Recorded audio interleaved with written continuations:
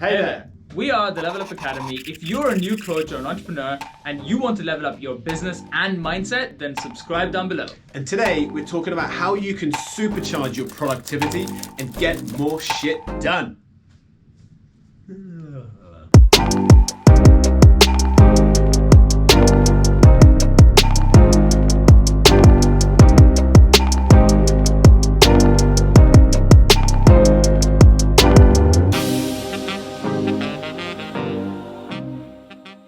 This is the third video of our three-part series around productivity, how to stop procrastinating. We started off with task management, then we moved on to time management, and today we're going to talk about how you can prioritize those tasks to make sure you are hitting off the most important ones and giving yourself more time to do the things you love. If you haven't seen the other two videos, and we'll link them straight up there. In one of the videos, we talked about time audit.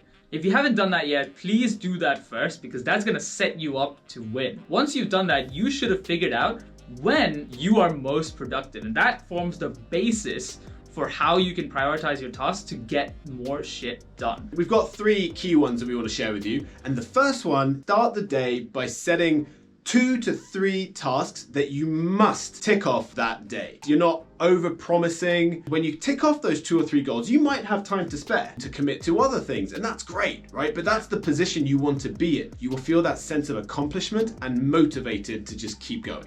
Exactly, and you don't want to have too much to do at the end of the day where you're continuously staying late or consistently day after day staying up late trying to get this stuff done, and then overall your level of productivity is just mediocre. But if you set those 1 to 2 things, or 2 to 3 things, you have this whole list, just pick a couple that today is the day we're gonna get this done. Then there's more likelihood that you will get it done. Number 2 on our list to help you is to work on the more difficult tasks first. Now this might seem a little bit counterintuitive, let's all be real, right?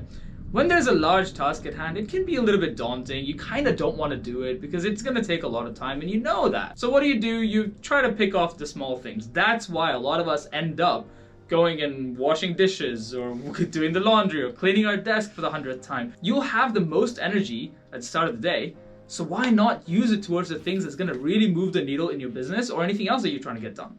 So like Phil was talking about, if one of those 2 to 3 things is this big task, start there, spend most of your energy there, and then as your energy drains down, you can tackle the smaller tasks. And if you want to make that life easier for you a little bit, watch that task management video because we talk about chunking, and this is a super simple trick that can help make those difficult tasks easy tasks. More manageable. Yes. Exactly, because maybe that task is just too big for you to have as part of your just 2 or 3 things to do in that kind of productivity window. Moving on to our third tip for you guys to get super productive and get more shit done. There's a quadrant method that we like to use. Okay, we get our list of tasks we need to get done, and then we organize them in this quadrant framework. Essentially, this is what it looks like. The importance on the vertical axis, and then you've got urgency on the horizontal axis. Okay, and then you split the axis into 4 quadrants. The bottom corner down here,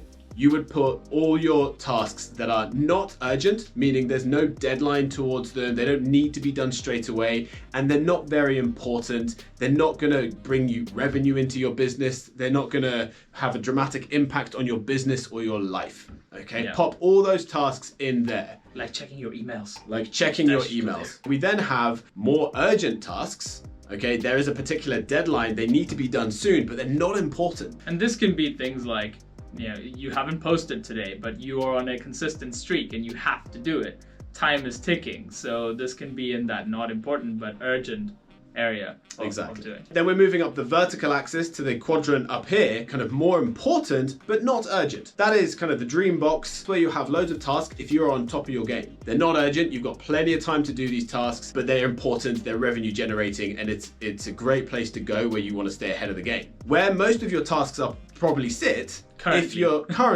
not particularly productive or you fall victim to procrastination, is up here, right? In this nice big red box, right? Where you've got all your tasks that are urgent, the deadline is fast approaching, you don't have much time before they need to be done, and they're very important, right? So if you leave all your important tasks to the last minute, that's where they're going to sit. Yeah. So whether it be an essay for your university studies, or that webinar, or the presentation, or the pitch that you need to prepare for a really important investment conversation, or just for a launch of your product, and you're leaving it to 15 minutes before you launch, it's sitting up there in that top right-hand red box. Yeah. This is a nice way to organize your tasks. Useful thing about this quadrant method is that it highlights that we're leaving a lot of tasks until the last minute that are very important. Yeah. Once we've cleaned that box, we want to start focusing on the important but not urgent tasks. Some of you who are listening to this might be like, oh yeah, I have this top right quadrant box with the red box with more important and urgent box. You might be thinking, oh, you know what, that's fine because I work well under pressure. Guess what? That's just another form of procrastination that's hitting you. You've just come up with a way to justify why your procrastination is okay. Imagine how much more you could do. You know, if you're Jeff Bezos, right, then I'd be like, okay, fair enough, right? You're like one of the richest guys in the world. You're doing okay. You're allowed to procrastinate a little bit at this time. But if you're Probably he didn't get there by procrastinating. Exactly.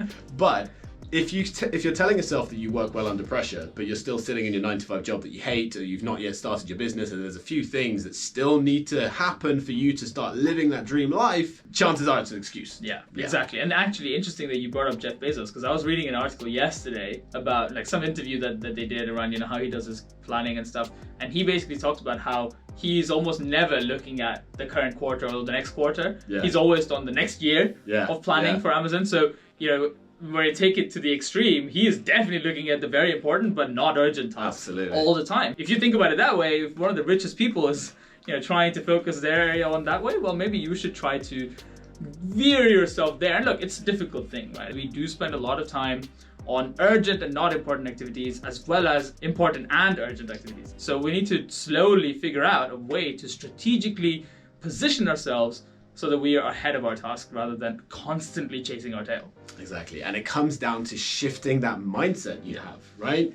It's so easy to fall victim to those excuses. Oh, I like to work under pressure. Oh, but I have to clean the flat, or all these other things. There's these little excuses that come into your mind all the time. That seem justified. That seem justified. But once you sit down with yourself and have a real hard think about, right, I could do things a different way. The reality is I've not achieved what I want to achieve so far, or at least I'm not where I want to be yet.